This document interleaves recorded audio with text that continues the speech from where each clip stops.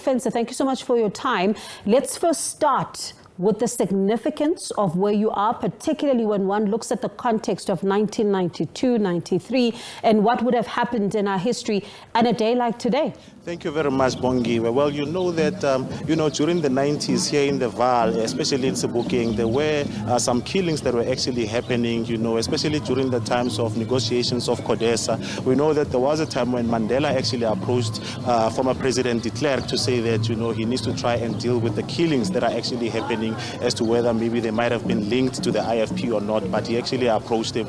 And unfortunately, de Klerk told him that he needs to bring concrete evidence to show that there was a third force that was actually working with some of those that were actually expediting violence against the people that are actually residing here in Sebokeng. But I'm going to speak to some of the locals here just to try and find out how they actually feel about this particular passing of the IFP leader, Mangosuthu Buthelezi. I'm joined by one of the residents now who's actually residing in this particular hostel here in Sebokeng. Ntate ke lebogela nako ya gago. Kopo ntlhalosetsa gore wena maikutlo a gago ka mafeng go latela o tlhokafala ha Mangosuthu Buthelezi.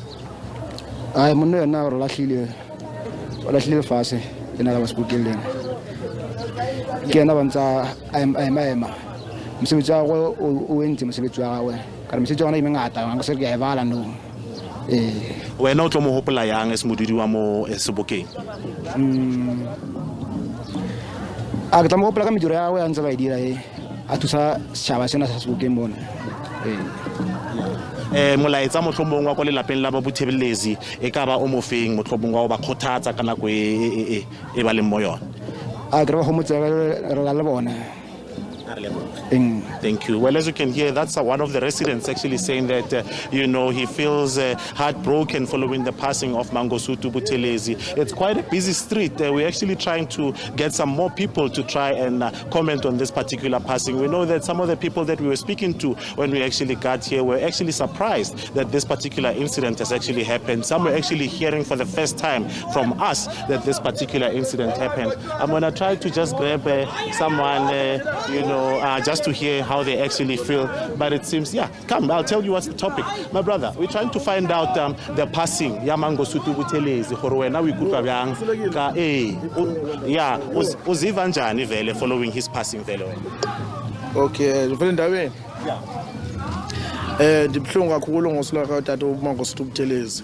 Lixhego belihlala sihlala nalo sifunda lukhulu kulo ebethanda wonke umuntu sithi dudu kwikhaya la kwaMangosuthu Buthelezi engahle angalala ngoxolo moya kuphumle simfisela indlela enhle yapho yakhona kufike kube mnandi nasezulwini.